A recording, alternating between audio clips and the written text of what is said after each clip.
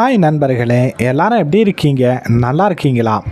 நாம் கல்வி தொடர்பான பல்வேறு செய்திகளை, பல்வேறு நடைமுறைகளை, பல்வேறு ஆரோக்கியமான உரையாடல்களை நம்முடைய செய்தி சேனலில் தொடர்ந்து கொடுத்துக்கிட்டே வர்றோம் அப்படிங்கிறது உங்கள் எல்லாருக்குமே தெரியும். ஸோ அந்த வகையில் இன்றைக்கும் கல்வி தொடர்பான ஒரு அடிப்படையான சிக்கலை பற்றியும் அந்த சிக்கலுக்குண்டான தீர்வை பற்றியும் தான் நாம் நம்முடைய சேனலில் இன்றைக்கு பார்க்க இருக்கிறோம்.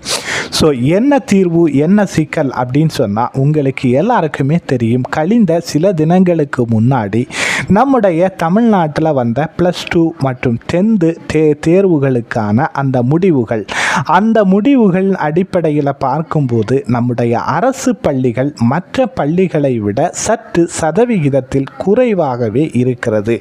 அரசு பள்ளிகள் என்பது, அதுவும் தமிழகத்தில் செயல்படக்கூடிய அரசு பள்ளிகள் என்பது மற்ற மாநிலங்களுக்கு முன்மாதிரியான ஒரு கல்வி நிலையமாக, கல்வித்துறையாக விளங்கினாலும் நம்முடைய பள்ளிகளால், நம்முடைய அரசு பள்ளிகளால் ஏன் மற்ற பள்ளிகளோடு, மற்ற தனியார் பள்ளிகளோடு போட்டியிட முடியாத ஒரு நிலை காணப்படுகிறது?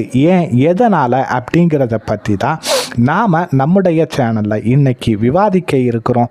ஸோ இதை பார்க்குறதுக்கு முன்னாடி, இந்த விவாதத்தை கேட்பதற்கு முன்னாடி நம்முடைய சேனலை சப்ஸ்கிரைப் பண்ணாத பல நபர்கள் சப்ஸ்கிரைப் பண்ணுங்க, உங்களுடைய ஆதரவுகளை தாருங்கள்.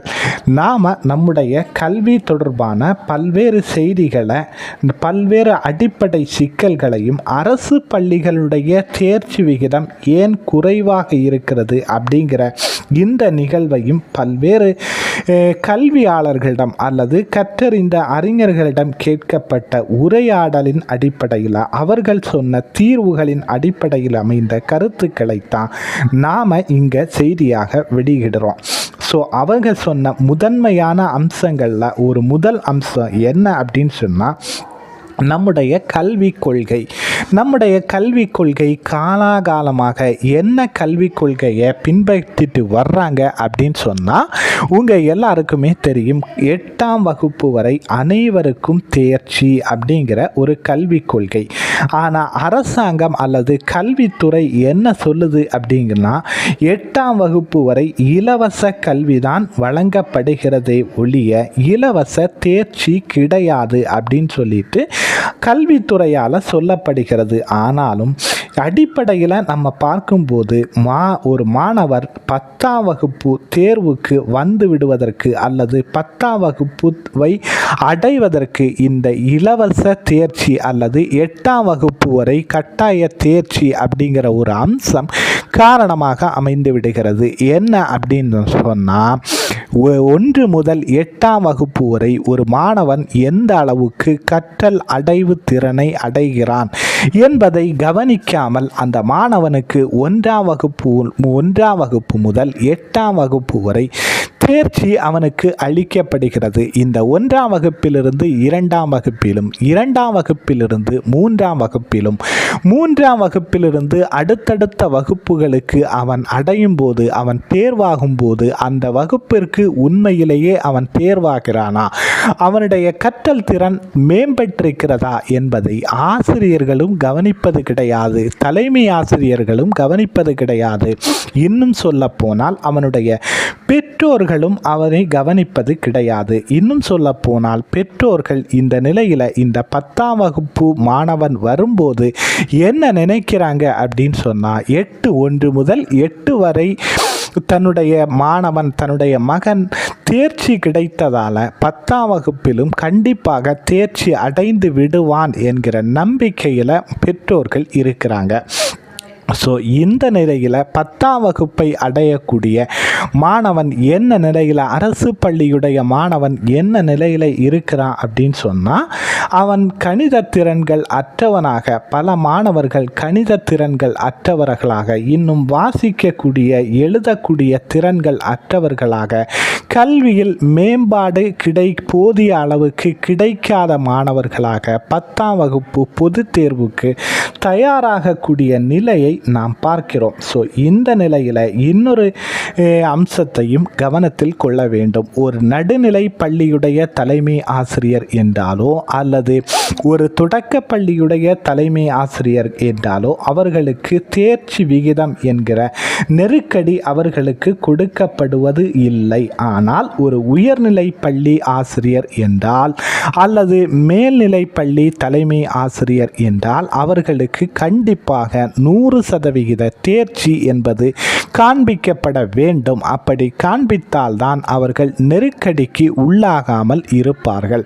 ஸோ இந்த நிலையில் இன்னொரு விஷயமும் நாம் கவனிக்கணும். என்னென்னா, பொதுவாக தமிழ்நாட்டில் கடந்த சில ஆண்டுகளுக்கு முன்பாக இந்த முதலிட மாணவன் 2ஆம் இட மாணவன் என்கிற அந்த நிலை பின்பற்றாமல் இருந்தது. ஆனால் தற்போது மீண்டும் முதலிடம் மாணவன் 2ஆம் இட மாணவன் முதலிடம் பெறக்கூடிய கல்வி முதலிடம் பெற்ற பள்ளி அப்படிங்கிற இந்த ஹெட் நியூஸும் இந்த ஃப்ளாஷ் நியூஸும் தமிழகத்தில் மீண்டும் தலை தூக்கி இருக்கிறது. அந்த தலை தூக்கல் யாருக்கு தலைவலியாக மாறுகிறது அப்படின்னு சொன்னால் நிச்சயமாக தலைமை ஆசிரியர்களுக்கு இது ஒரு பெரும் தலைவலியாக மாறி இருக்கிறது அப்படின்னு சொல்லலாம். ஏன் தன்னுடைய பள்ளியில் 100% தேர்ச்சி கொடுக்கவில்லை அப்படிங்கிற இந்த கேள்விக்கான பதிலை தன்னுடைய சிஓக்களுக்கு தலைமை ஆசிரியர்கள் நிச்சயமாக கொடுக்க வேண்டும். இவ்வாறு சரியான பதிலை கொடுக்காத தலைமை ஆசிரியர்கள் தன்னுடைய சிஓக்கள் தன்னுடைய உயர் அதிகாரிகளால் பலவிதமான இன்னல்களுக்கும் பலவிதமான சொல் பாடல்களுக்கும் உள்ளாகக்கூடிய நிலைமையை நாம் பார்க்கிறோம். ஸோ இதனால் இந்த 100% தேர்ச்சி அப்படிங்கிறதுக்காக பல தலைமை ஆசிரியர்கள் பல்வேறு குறுக்கு வழிகளை கையாளக்கூடிய நிலைமைக்கு உட்படுத்தப்படுகிறார்கள் அப்படிங்கிறது உண்மையாக இருக்கிறது. இன்னும் சொல்ல போனால் இந்த பாடத்திட்டம் 2வது அம்சமாக இந்த பாடத்திட்டம் இந்த 2018ஆம் ஆண்டிலிருந்து நடைமுறைப்படுத்தக்கூடிய இந்த பாடத்திட்டம் என்பது பல்வேறு போட்டித் தேர்வுகளுக்கும் தயாராகக்கூடிய பல்வேறு போட்டித் தேர்வுகளுடைய அம்சங்களை உள்ளடக்கிய ஒரு பாடத்திட்டம் என்பது மறுக்க முடியாது. என்றாலும் இந்த பாடங்களை 10 மாதங்களுக்குள் நடத்தி முடிக்க வேண்டும் என்பது ஆசிரியர் பெருமக்களுக்கு ஒரு பெரும் சவாலாக உள்ளது. இந்த 10 மாதங்களுக்குள் மாணவர்களை பொது தேர்வுக்கு தயாராக்க வேண்டும் அப்படின்னு சொல்லக்கூடிய இந்த சூழல் ஆசிரியர்களை பெரும் நெருக்கடிக்கு உள்ளாகுகிற ஒரு நிலையை நாம் பார்க்கிறோம். அதனால் இந்த பாடத்திட்டங்கள் என்பது 10 மாதங்களுக்குள் நடத்தி முடிக்க வேண்டக்கூடிய அந்த அளவுக்கு சுருக்கமாக இருந்தால் நன்றாக இருக்கும் அப்படின்னு சொல்லிட்டு பல்வேறு ஆசிரியர்களும் கருத்து சொல்கிறாங்க. ஸோ இந்த நிலையில் நாம் சொன்ன 2 அம்சங்கள் அல்லது 3 அம்சங்கள், 1 முதன்மையான கல்விக் கொள்கை, 2வது தலைமை ஆசிரியர்களுக்கு கொடுக்கக்கூடிய அந்த அழுத்தம் நெருக்கடி, 3வது பாடத்திட்டம். இந்த 3 விஷயங்களில் நம்முடைய அரசு கவனம் செலுத்தினாலே நன்றாக இருக்கும். இன்னும் சொல்ல போனால் மாணவர்களிடம் அல்லது ஆசிரியர்களிடம் பேச்சுவார்த்தை நடத்தி அவர்களை ஓரளவுக்கு அவர்களுடைய அந்த பள்ளி சார்ந்த நடவடிக்கைகள் மற்றும் அவர்களுக்கு 10 மாதங்களுக்குள் நடத்தி முடிக்கக்கூடிய பாடத்திட்டங்களை செயல்படுத்த வேண்டும். அதோடு சேர்த்து மாணவர்களுடைய அந்த வருகையிலும் முக்கியத்துவம் கொடுக்க வேண்டும். அதோடு சேர்த்து மாணவர்கள் எழுத படிக்க அவர்களுடைய வாசிக்கும் திறன் ஆகியவற்றை ஒரு 3 மாத கால அளவிற்கு தமிழக அரசு நேரடியாக ஆய்வு செய்ய வேண்டும். அதே மாதிரி இன்னும் என்ன சொல்லணும்னா, இயல்பாக முறையாக மாணவர்களிடம் மலர வேண்டிய கல்வி இன்றைய தினம் மாணவர்களிடம் திணிக்கப்படுகிறது. அந்த திணிப்பு இல்லாமல் கல்வி என்பது அடிப்படையில் ஒரு அம்சமாக, இயற்கையின் ஒரு அம்சமாக மாணவர்களிடம் உருவாக்கப்பட வேண்டும் அப்படின்னு சொல்லிட்டு இன்றைய கல்வியாளர்கள் விரும்புகிறாங்க. ஸோ நமக்கு தெரிந்த அம்சங்களை நமக்கு தெரிந்த கல்வியல் மாற்றங்களை நம்முடைய சேனல் வழியாக நம்முடைய நண்பர்களுக்கு கொண்டு வந்து சேர்த்திருக்கிறோம். உண்மையிலே கல்வியில் மாற்றத்தை விரும்ப வேண்டும், கல்வியில் மாற்றம் கொண்டு வர வேண்டும் என்று நினைக்கிற பல நபர்களுக்கு இது ஒரு உண்மையிலேயே ஒரு நல்ல ஒரு செய்தியாக இருக்கும் அப்படின்னு சொல்லிட்டு நாம் நினைக்கிறோம். நம்முடைய செய்தி சேனலை இது போன்ற பல்வேறு தகவல்களை தரக்கூடிய சேனலை நீங்களும் மறக்காமல் சப்ஸ்கிரைப் பண்ணுங்கள். நம்முடைய கருத்துக்களோடு நம்முடைய சேனலோடு இணைந்திருங்கள். பாய் பாய்.